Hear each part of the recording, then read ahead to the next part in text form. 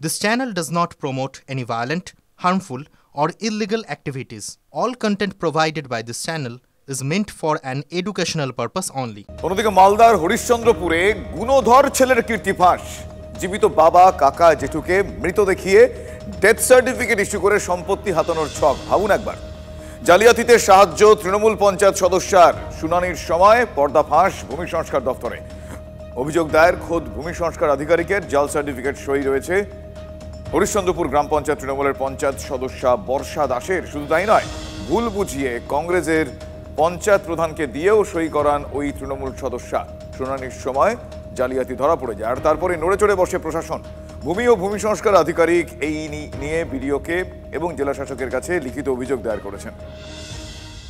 কার কার নামে সাহেব? আর মারা গেছেন তুষারকান্তি রায়টাই আছে, সুবলচন্দ্র রায় দিয়ে মৃত তুহিনকান্তি রায় নামে বডি সার্টিফিকেট করা হয়েছে। ইস্যু করেছিল হচ্ছে প্রধান হরিশ্চন্দ্রপুর জিপি। আপনার নজরে কিভাবে আসলো? নজরে এসেছিল হিয়ারিং এর সময় আমাদের নজরে এলো। আমরা তো বরদাস্ত করবো না এসব ব্যাপার, সঙ্গে সঙ্গে ক্যান্সেল করি। ব্যাপারটা ক্যান্সেল করে কর্তৃপক্ষকে জানানো হয়েছে, বিডিও সাহেব থেকে শুরু করে সমস্ত কর্তৃপক্ষকে জানানো হয়েছে ব্যাপারটা। এরকম কাজ ধরা পড়লেই সঙ্গে সঙ্গে ব্যবস্থা নেওয়া হবে, প্রকৃত ব্যবস্থা নেওয়া হবে। আপনারা তিন ভাইয়ের নামে মৃত সার্টিফিকেট ইস্যু হয়েছে, শুনেছেন? শুনে ভিডিও বিএলআর অফিসে দেখলাম, গিয়ে আমরা আধার কার্ড শো করে। কারা করেছে এটা?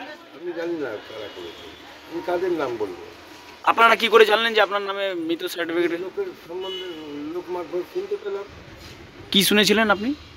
যে আমাদের একটা ডেথ সার্টিফিকেট হয়েছে। আমার সহকর্মী সুব্রতোষ এই মুহূর্তে আমার সঙ্গে রয়েছেন সরাসরি। সুব্রতোষ, ভয়াবহ অভিযোগ এবং এক্ষেত্রে পঞ্চায়েতের সরাসরি এক্ষেত্রে হস্তক্ষেপ এবং সাহায্য বলা যায় কিভাবে?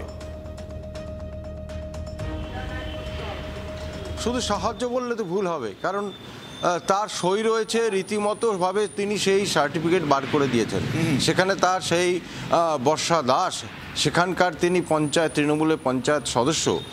শুধু সেটাও নয়, যে অভিযোগটা উঠছে যে এলাকার বার্থ সার্টিফিকেট বা যে বুথের যে বার্থ সার্টিফিকেট যে এলাকার, সেখানে তার তো সই করার কথা নয়। সেখানকার পঞ্চায়েত সদস্য অন্য কেউ, তিনি সেখানে গিয়ে সেই সার্টিফিকেটে তিনি সই করেছেন। কিভাবে করেন সেটা তোমাকে বলি যে পীযূষ কান্তি রায়, তুষারকান্তি রায় এবং শিশির কান্তি রায়, এই তিন ব্যক্তি কিন্তু বহাল তবিয়তে রয়েছেন। তিনজনেই সুস্থ, স্বাভাবিক এবং বেঁচে রয়েছেন। তারই এই তিন ভাইয়ের মধ্যে এক ভাই তুষারকান্তি রায়ের ছেলে তুহিনকান্তি রায় সে কাণ্ডটা করেছে। সে বিভিন্ন ভুয়ো নথি দিয়ে, তথ্য দিয়ে তার এই বাবা, কাকা, জেঠুকে মৃত বানিয়ে তাদের ডেথ সার্টিফিকেট বার করেছে। উদ্দেশ্য তাদের স্থাবর অস্থাবর সম্পত্তি হস্তগত করা। বিশেষ করে 1.5 বিঘা যে জমি রয়েছে, যার বাজার মূল্য 1 কোটি টাকার ওপরে, সেই জমি সে মূলত হস্তগত করে বিক্রি করার চেষ্টা করছিল। এবং সেখানে যারা বিক্রি করতে যাচ্ছিল, যাদের কাছে অভিযোগ যে তারা বেশ একটা তৃণমূলের এই আশ্রিত জমি মাফিয়া, তাদের সাথে সে যোগাযোগ করে এবং সেই জমি বিক্রি করার একটা চেষ্টা করে। ঘটনাচক্রে বিএলআর অফিসে যখন এটা নিয়ে হিয়ারিং হয়, তখন সেই হিয়ারিং হওয়ার সময় বিএলআরওর কাছে যখন আসে, তখন সেখানে গিয়ে পর্দাফাঁস হয়ে যায়। এবং একমাত্র TV9 বাংলা সেই তথ্য আমরা তুলে ধরছি। এবং সেখানে যে সার্টিফিকেট ইস্যু করেছে, সেই সার্টিফিকেটে পরিষ্কারভাবে, স্পষ্টভাবে সেই তৃণমূলের পঞ্চায়েত সদস্য তার সই রয়েছে। অর্থাৎ এক্ষেত্রে যে দুর্নীতির সহায়তা নেওয়া হয়েছে, সেই দুর্নীতিতে তার সরাসরি যোগ রয়েছে। এখনো পর্যন্ত দেখতে পাওয়া যাচ্ছে, সময় বলবে আসলে কি হয়েছে। কংগ্রেস দাবি করছে যে তৃণমূলের ওই পঞ্চায়েত সদস্যা মোটা টাকার বিনিময়ে এই জালিয়াতিতে সাহায্য করেছেন। হরিশ্চন্দ্রপুর পঞ্চায়েত বিজেপি, কংগ্রেস, সিপিএম জোট পরিচালিত, আপনারা জানেন। তাই দায়ভার তাঁদের নিতে হবে বলে তৃণমূল কংগ্রেস আবার কটাক্ষ করছে। একবার দেখুন। কংগ্রেসের প্রধানকে ভুল পরিচালিত করে সার্টিফিকেটটা লিখে নেওয়া হয়েছে, মেম্বার ভুল তথ্য দিয়ে, আর সেটাকে ধরেছে আবার কংগ্রেস পরিচালিত পঞ্চায়েত সমিতি। রিয়াক্ট করতে রাজি না।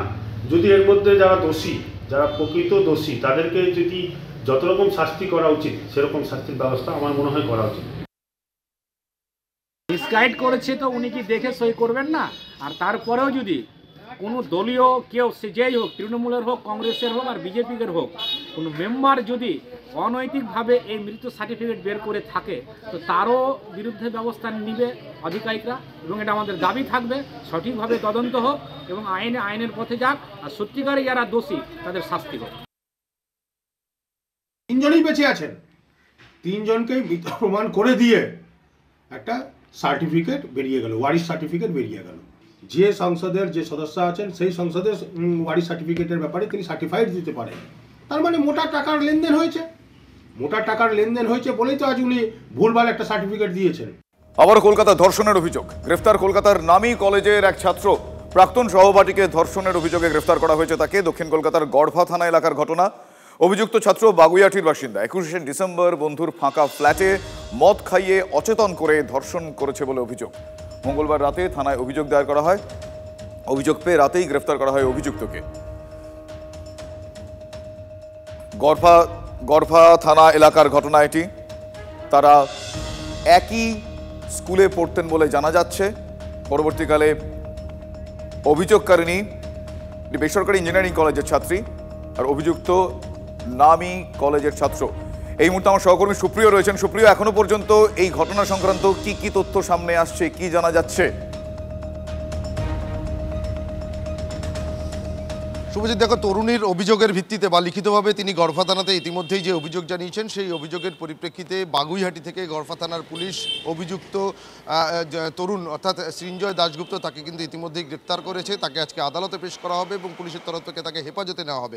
এবং সেক্ষেত্রে ওই তরুণী বা নির্যাতিতা ছাত্রী তার যেটা অভিযোগ যে এই গড়ফা এলাকাতেই ওই যে ছাত্র সে তাকে ডেকে পাঠায় গত 21 তারিখে সন্ধ্যায় এবং সেদিন তাকে জোর করে মাদক খাইয়ে তাকে জোর করে ধর্ষণ করা হয়, এমনটাই কিন্তু অভিযোগ। এবং গত 21 তারিখের ঘটনার পর গতকাল অর্থাৎ 31 তারিখে লিখিতভাবে ওই নির্যাতিতা ছাত্রী সে গড়ফা থানাতে এসে অভিযোগ জানিয়েছেন এবং সেই অভিযোগের ভিত্তিতে প্রাথমিকভাবে তদন্তে নেমে ওই বাগুইহাটি থানা এলাকার বাসিন্দা সৃঞ্জয় দাশগুপ্ত নামের অভিযুক্ত তাকে ইতিমধ্যেই পুলিশ গ্রেপ্তার করেছে। এবং সেক্ষেত্রে এখনও পর্যন্ত যেটা পুলিশ সূত্রে জানা যাচ্ছে যে শহর কলকাতারই একটি নামী স্কুলের এই নির্যাতিতা ছাত্রী এবং তার যে বন্ধু অর্থাৎ যার বিরুদ্ধে অভিযোগ, এরা দুজন একসঙ্গেই কিন্তু পড়াশুনো করতো। পরবর্তীতে তাদের সঙ্গে সেভাবে যোগাযোগ না থাকলেও সম্প্রতি দুজনের সঙ্গে সোশ্যাল মিডিয়াতে আবার যোগাযোগ তৈরি হয় এবং তার পরবর্তীতেই কিন্তু গত 21 তারিখে এই কসবা এলাকায় ওই যে কলেজ পড়ুয়া বা তরুণ সে কিন্তু ওই নির্যাতিতা ছাত্রীকে ডেকে পাঠায় এবং তারপর জোর করে তাকে মাদক খাওয়ানো হয় এবং তারপর তিনি যখন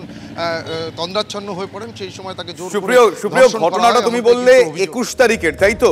ঘটনাটা 21শে ডিসেম্বর হয়েছে এবং উনি গতকাল অভিযোগ দায়ের করেছেন, এফআইআর করেছেন।